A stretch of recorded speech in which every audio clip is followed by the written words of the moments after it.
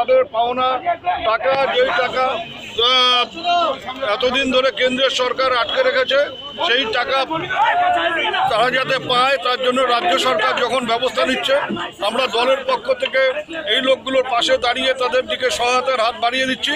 সেই সময় মানুষ যাতে তার প্রাপ্য টাকা না পায়, একদিকে কেন্দ্রীয় চক্রান্ত, আর একদিকে এইদিকে বিজেপির গুন্ডামি করে বিভিন্ন জায়গায় যেখানে বিজেপির অঞ্চল রয়েছে সেইখানে দেখা যাচ্ছে যে ক্যাম্প ভাঙচুর, মানুষকে মারধর, মাইক ভাঙচুর, মানুষকে ভয় দেখানো যে ক্যাম্পে না যাওয়ার জন্য। এগুলো মুখ বুঝে সহ্য করার মতো অবস্থা নেই।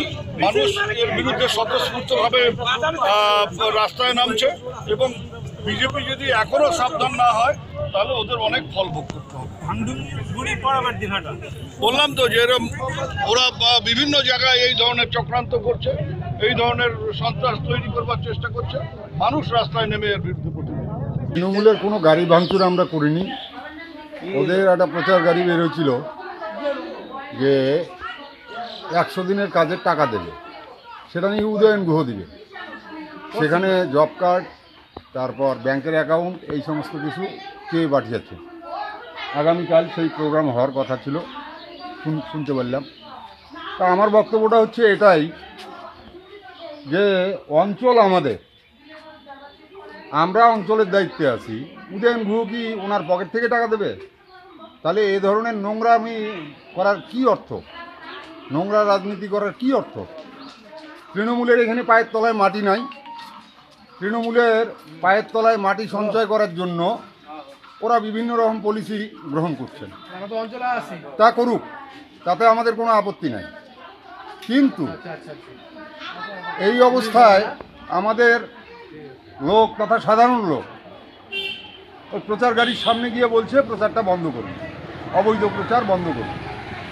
এটাই তাদের অপরাধ। পরবর্তীকালে তৃণমূলের হারমাদরা নিজেদের মাইক নিজেরাই ভাঙচুর করে আমাদের ঘাড়ে দোষ চাপিয়ে দিচ্ছেন। এটাই বাস্তব ঘটনা। এবং বর্তমানে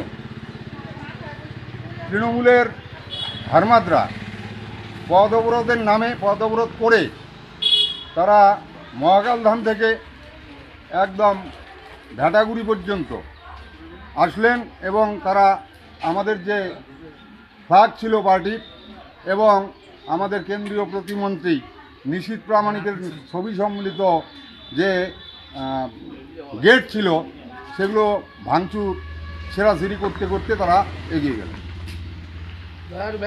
কি নাম আপনার, কি দায়িত্বে আছেন? আমার নাম সুশীল সরকার, ভেটাগুড়ি 2 নং গ্রাম পঞ্চায়েতের সদস্য, ভেটাগুড়ির 2 নম্বরের অঞ্চল কনভেনার এবং কোচবিহার জেলা কমিটির সদস্য।